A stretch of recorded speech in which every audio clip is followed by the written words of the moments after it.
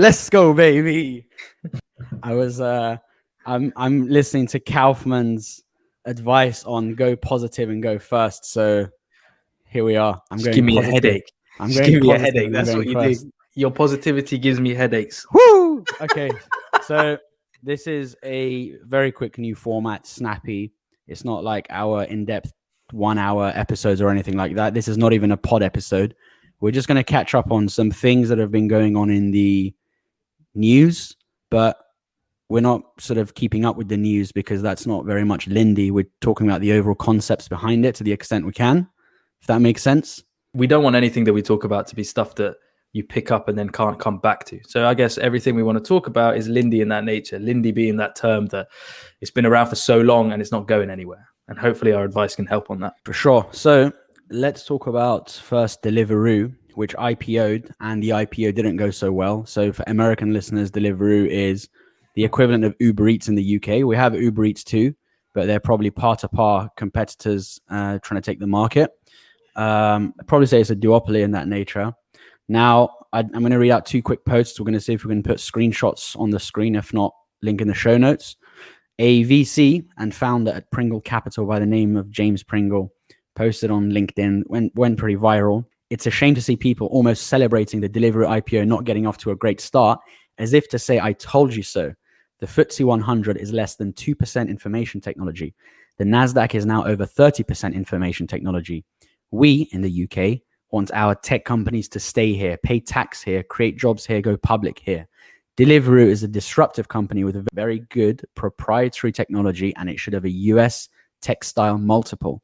We should support it so it grows to dominate globally, not cut it off at the knees.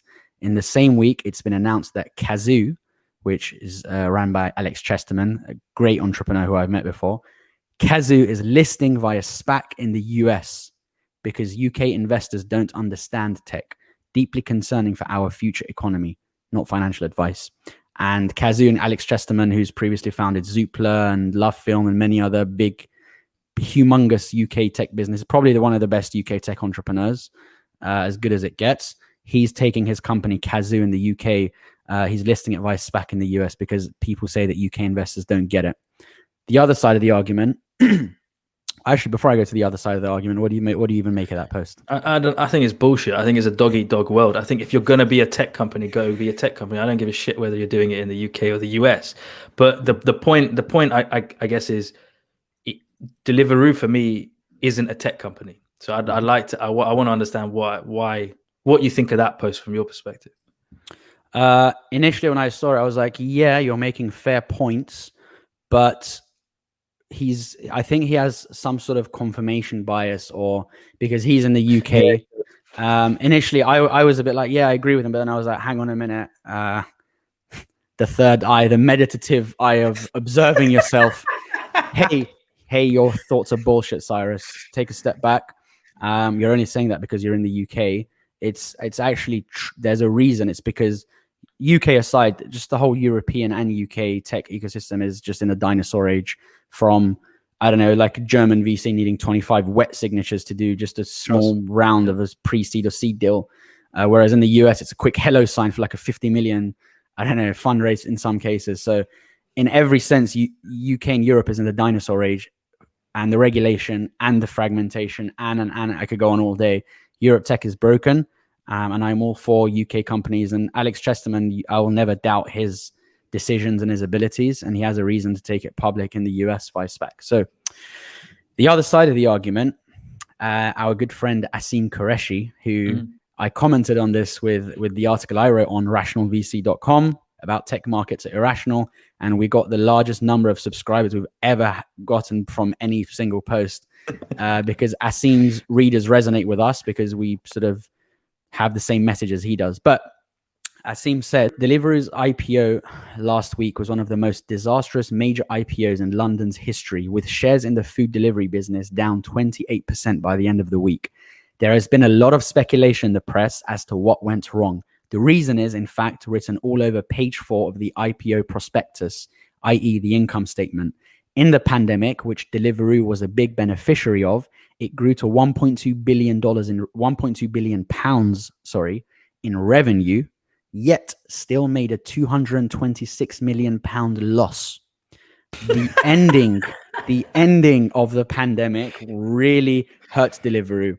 Its model is far from proven, given its US cousin DoorDash is dominant yet heavily loss-making, and Deliveroo may be forced to employ its gig workers, which could literally collapse the business.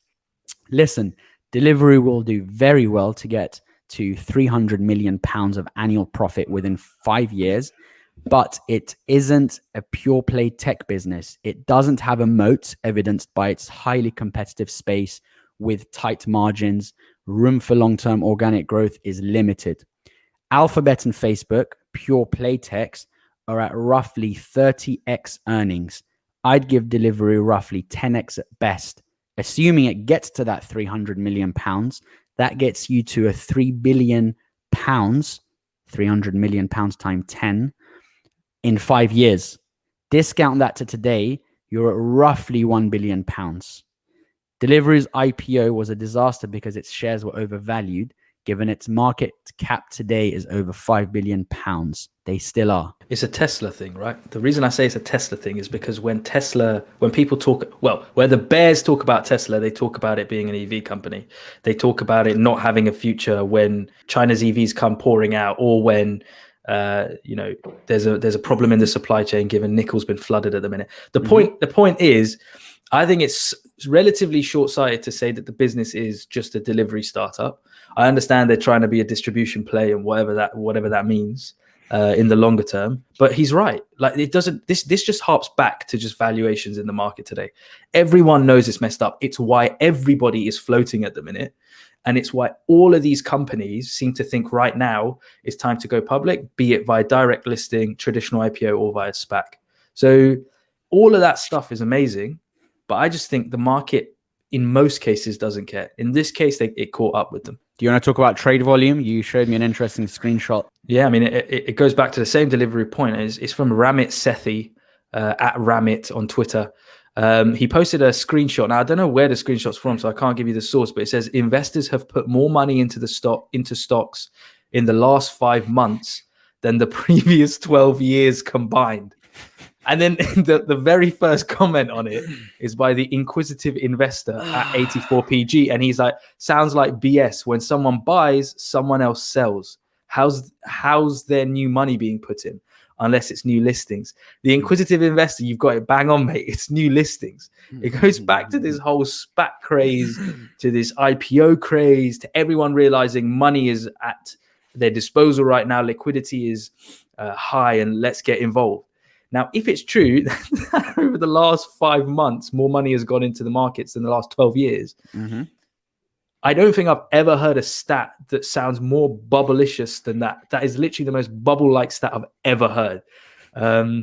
Says the guy who still has money in the stock market. So I don't know what's going on, man. Can you break that down? What's going on? It's pretty simple. The herd mentality, the quote unquote stimmy checks in the US, where, you know, I have friends in the US calling me like, hey bro, I'm putting the stimmy check into it's either crypto, or it's lumping it into Tesla or a bunch of other tech stocks. And look, these people don't have you and your freaking Iranian tea. These people don't have the ability to do. They can't predict the market, yet they think they can. It's people who are studying bullshit like risk management and dropping 50 grand on a master's in finance and all this shit to think that you can actually predict and calculate these things. Even value investing, which the goats, Buffett and Munger, have done for many decades, even that's been out the window for a long time, as we discussed with Paul Quattrocasas on one of our episodes and podcasts. All of this is purely just driven by excess money in the market, stimmy checks. It's driven by the interest rates. It's driven by money print to go brrr. It's driven by a number of things all at once, which is just shat on everything. And as I said in my Tech Markets Irrational article, it's become decoupled with the value that companies create, the actual valuations. I.e., we just go back to this Deliveroo points. Even across the pond in the UK, you see shit show like this. Yeah, it's not really rocket science. It's just herd mentality, FOMO, governments making bad decisions, people wanting to get rich quick because they don't understand the power of compounding and do it slow over many decades. People want Lambos and Ferraris because evolutionary psychology, and they want to impress the opposite sex because they want to get laid, because they don't want to work on themselves and just compound over many decades. We can really break it down from first principles even more if we wanted to, but this is supposed to be a quick episode. So I'll stop there, and I can go on all day about that in a longer episode. I don't know, man. Basically, the question I was asking you is, should I leave my money in there? And I think I got my answers. Yeah, leave it in there and let it compound. People talk about this big crash coming and all this. It's just noise. We don't know because you can't predict it. It may come because what goes up must come down, and we see the cyclicality and history of markets. But with the way money prints go brr and herd mentality and a bunch of other things at once, and interest rates being so low, you can only say, actually, we were discussing this the other night with some friends who said, by not being rational, by following the herd, you actually end up making more money. If you try to be so pragmatic and rational and logical like we do, in the short to medium term, you will not make money. So should we take some money and put it in XRP because it's going to the moon? No, as your wonderful cousin is a huge advocate of. I'd love to chat with him sometime and learn about that. But if you are investing, whatever you've put your money in, just leave it in. If you're going into anything new, i.e., let's say you want to go into whatever, like something I always recommend is Fundsmith. If you're going to put your money into Fundsmith shares, Fundsmith is run by Terry Smith, who is the English Warren Buffett, runs the English version of Berkshire Hathaway. If you want to put your money in Fundsmith, leave it in there and don't touch it. I remember even when I worked in, I don't know, corporate, or I've had various people in our circle, and every few months, like, yeah, I took my money out of this stock, or I took even whether it's the company issued shares, whether it's shares you're buying in the markets, like, yeah, I just had to buy some stuff for myself and my family. These are not poor people. These are people who are like driving Teslas and living in nice areas. It's like, you absolute fucking idiot. The whole point of this is for you to let it compound. I've experienced this myself. I'm talking from first-hand experience, where some investments that I got out of years ago, you now look at the value like, fucking hell. Like I would have literally, as the rappers say, I would have been swimming in it in a swimming pool. There's another compounding factor to it, which is everyone's been working from home for 2 years. Everyone's, well, a year and a half, and people have been not keeping busy by going to the pub, going to restaurants, going out, doing sport, whatever it is. And so people have been taking their time to go and look at the markets. All these apps are now, you've got all these apps that allow you to enter the market really quickly. I wonder what tax season is going to look like now that people have been investing money in, if they haven't been declaring. But that's a separate point. But they've replaced gambling. You're right, because especially when the football season was off, there's no William Hill for Bill and Dave with their pints. Bet 365, yeah, exactly. What are they going to do? They're going to go into the markets, and they just see it as gambling, crypto and markets. And look, like, it may cause the huge fluctuations in a given stock, but if you've done your due diligence in that stock, Terry Smith style, and you're in it for the long haul, you might see a huge crash in the next year or two, as many people will expect eventually to happen. But in 10 years, it doesn't matter. It's just like, as Buffett says, when you buy a property, let's say, example, you buy a property in the UK, in London, and the markets did have a minor, I wouldn't call it a crash, but flattening, and valuations came down a little bit, maybe single-digit percentage. Buffett said, it doesn't mean I'll go, if I buy a house for, I don't know, 100, for example, back in the day, 100 grand, the value comes down to 80 grand. I'm not monitoring the price every day. I'm not going to go and sell the house and stop my loss at 80K. No, I leave it, because in 10 years, that 80K will eventually go back up to, who knows, 160K. That's excluding what I even said earlier about compounding, because stocks actually pay dividends. Yes, property pays rent and all that, but yeah, I don't want to go into real estate. That's a separate thing, which I absolutely despise real estate. Real estate is great in the US, not in the UK. Anyway. That's a separate point. But on that point of quality of life and working from home and all of that malark, there's been quite a different public message coming out between investment banks and consulting houses at the minute around what the future looks like. I can't wait to rip into Goldman. Let's go.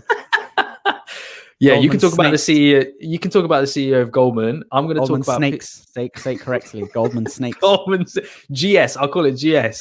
So PwC came out this week. One of the major employers of people in the UK. I'm guessing 100,000 employees, the highest number of grad intakes in any of the companies in the UK, I think. Those poor souls with their poor decision. Carry on.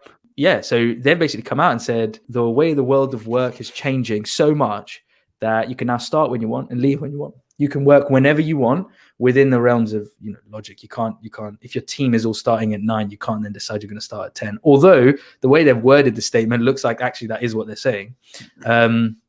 So yeah, they've come out and they said that. Then you've got GS, Morgan Stanley, etc. on the other side. Wait. Before you get to the other side, let me quickly give my commentary on PwC. So there's a quick couple of points to this. This whole come in when you want, leave when you want. You remember, and especially my old colleagues in corporate remember, I would literally be the last person to rock into the office. People would be at their desk from 7 a.m. Some days I would rock in at 10 a.m. even. And people would be like, oh, good afternoon. I'm like, fuck you. I'm the one who's here at 11 p.m. when you've all gone home. So I've always done the come in when you want, but then I finish really late because in the morning, for example, everyone's different. In the morning, I like to, go power lift, go meditate, go sauna, do all that shit, get it out the way, sets you up for the day. Because in the evening, you're not going to do that. And in the evening, people want to drink after work. I'd rather just work. I've always done that anyway, regardless of what the rules are. And companies like Revolut in the UK, which is probably top 5 tech companies in the UK by valuation, I think, one of the unicorns expanding in the US now. They've always had this come in when you want, leave when you want.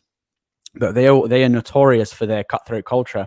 Justin Can of Y Combinator and Twitch TV and Atrium and all the other businesses he's done has said he's not supportive of policies like unlimited holidays because it's bullshit. The person who takes a lot of holidays, you don't want to work for you. This whole come in when you want, leave when you want, it's companies will say it just like unlimited holidays, but it's one of those things that if you do actually do it, you will be looked down upon in a company like PwC or the large corporates. So I think it's all bullshit. Is it a PR stunt then? I think it is. It's just like the whole SJW, social justice warriors, and the whole we support this cause, that cause, and all this bullshit cause, but you don't really. I'm an ethnic minority. I'm an immigrant. When I'm in a corporate environment and they make you sit through this inclusion and diversity stuff for minorities, it's mostly bullshit. I've said before, the core roots of these problems comes from a lack of education. When evening hits and you go to the pub to put 6 pints down, you should really be reading a book on various cultures and histories and educating yourself, but no one wants to do that. So they're not fixing the problem from first principles. And deep down, most of these people continue to have unconscious bias because they're not educating themselves. So anyway, going on a tangent, there's a lot of problems in corporate, and they're not thinking about it from first principles. Saying come in when you want, to leave when you want, that's not really going to work. Their clients are probably going to do a 9 to 5. So they have to work around those hours. Revolut has always done come in when you want, leave when you want. Yes, they're different. They're tech. It works for them, but then people work round the clock anyway. So if you come in at 11 a.m., you're going to be working till 2, 3 a.m. anyway. It depends though, because in tech, I think that the other part is you get a lot more autonomy in tech. So you're building stuff, right? Especially if you're an engineer, if you're a technical person, you get to build shit. And so you're kind of doing that on your own time. And also you need deep focus to do that type of work. With corporate, I think particularly in consulting, accounting, tax, corporate finance, whatever it is, these guys can only work in teams. Why? Because the value chain that is a project, i.e. each component part of a project is led by someone else. There's dependency both on you and the person before you to ensure that the work is done. And so you can't really do that on your own time. Although I like the gesture. I think it's a good gesture what they've done. Mm-hmm. But I just don't see practically, I don't understand how it would work, especially when you're on an intense project. Work from home stuff that we're talking about. I mean, episode 10, I think it was, of our podcast, we had Michael Ginzo of Hoffy, quick plug, Hoffy.co, which they are the largest provider of home working subscription offices. So, for example, they have clients such as the NHS and many other big names. If, for example, you're a company, even a small, medium company, and your employees working from home, by law, you have to actually have them have a ergonomic desk set up, the right height, the right everything. You have to do DSE assessments and a bunch of stuff. And a lot of companies were not aware, and now they're waking up, and they actually provide all of this on a monthly subscription basis. And their company, through their dashboard, you can order, manage your subscriptions for all of your staff, your team, and they have an in-house team that delivers and sets everything up in each employee's home for you. So you got companies like that because the move work from home is real. They're ramping up aggressively because clearly there's a need for it. Apart from snakes, the few snakes in the industry are saying, no, we want you back in the office. And we saw this with David Solomon's announcement at Goldman Sachs. So I don't know what you make of that, because I think there are a few companies, I mean, even a lot of the law firms have said work from home, the Magic Circle law firms, but banking being banking, the bulge bracket banks, they are who they are and they're not changing. I think the best thing about the most impressive thing about Goldman Sachs is that they can take someone who's just fresh out of university and work them, grind them to the bone, teach them the value of being essentially, a new age slave. And by doing that, teach them the value, in a weird way, the value of hard work and the value of what real, not necessarily effective work, but real putting in hours looks like in an uncomfortable situation.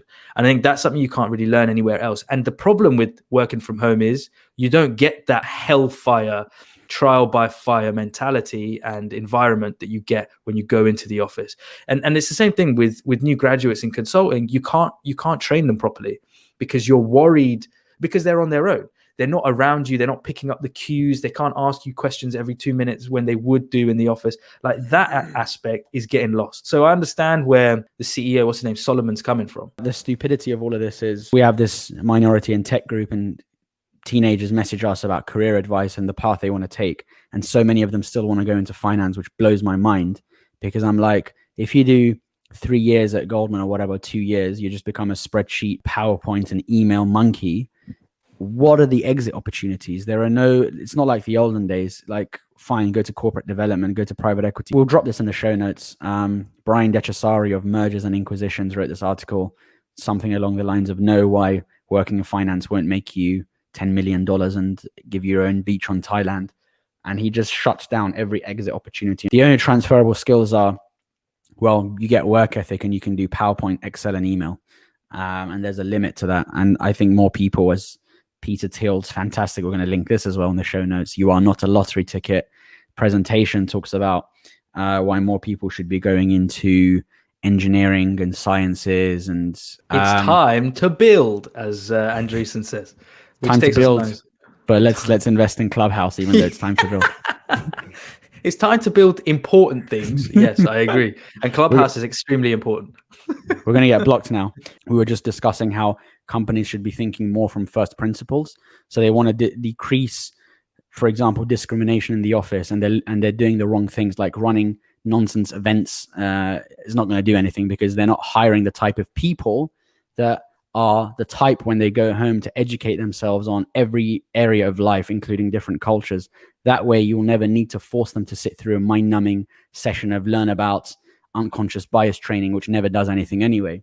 Going back to this, Chamath has a fantastic short Twitter thread on, I'll read it out quickly, on hiring. And I think every company, finance, banking, tech, every industry should hire like this. He says, I've interviewed hundreds of people for numerous companies over the past 20 years of building businesses. I've experimented with many interview questions, and most are only semi-useful, but one above all has been the most useful. About halfway into the interview, when the candidate seems a bit more relaxed, I always ask them, think about something you deeply love, take a few minutes to prepare, and then teach it to me in a few minutes. What do I get from this? First, everyone has something they are passionate about. It could be a book they've read, a game they play, a side hustle, whatever. Everyone has something. Putting people on the spot isn't a strong look, but when you do it about something they have mastery around, it gets fun. Now, everyone has a chance to be a teacher, and you see the clarity, enthusiasm, and lucidity of someone. Are they a learner? Do they dig beyond the obvious? Will they unpack the thing they love from first principles? What does this question explicitly minimize yet maximize focus on? Number 1, school. Number 2, gender. Number 3, race. Number 4, upbringing. Labels fall away, and you see a person who cares about something to know it better than anyone else in the world. Ivy League grads suddenly look like boring box checkers because they are boring and checking boxes too much to have a passion so they can talk about something safe. Random kid from Spain talks about the aerodynamics of a plane, and beyond his accent or his lack of credentials, is a really smart guy. Their mastery jumps off the page, and you realize she's a genius hiding in plain sight. Modern interviewing sucks for everyone. It's fast-paced, pressure-filled, and more mistakes are made in hiring and also not hiring. You need to find ways of seeing past the superficial and find a comfortable way for someone to demonstrate what they are good at. Abstract these and see how they can apply these same skills to your company, and you will find a much more diverse, happy, productive, and engaged workforce. I heard secondhand that Larry and Sergey at Google did this pretty religiously in the early years. I didn't know them at the time, but thought if it worked for them, who am I to second guess it? It worked for me too. After all of that essay writing you just read out, I think the main point he was getting to was that there are better ways than traditional metrics to measure people by. And so relying on them is dangerous. I read that specifically because I know that some corporate managers or whatever will be listening, and I want you to get that into your head. This is how you can make change from the ground up. Final topic. Talking of Chamath, a big man in the venture industry, we thought we'd finish up by kind of looping back and going full circle on what we were talking about earlier about valuations and the amount of liquidity in the markets, and talk about the amount of deals that is happening in the venture space at the minute. Tiger Global Management has made, I think you told me this, but a deal every 2 days in 2021. Yep. Mm-hmm. You've got players in Europe. I think Seedcamp have made 17 investments this year. There's a lot of activity going on. And as we've seen with Deliveroo, not necessarily warranted activity. What's going on? Well, what's going on in my view is, and we've seen the statistics, I don't have it to hand, but how much capital is flowing around now compared to 10 years ago is astronomical. What's happening is everyone's got the bug. Everyone wants to invest in tech. More LPs want to throw money at GPs. There are more GPs. There are emerging managers. There's democratization of investing, whether that's apps like Robinhood or whether that's early stage companies such as AngelList, which I'm very supportive of, democratizing angel investing.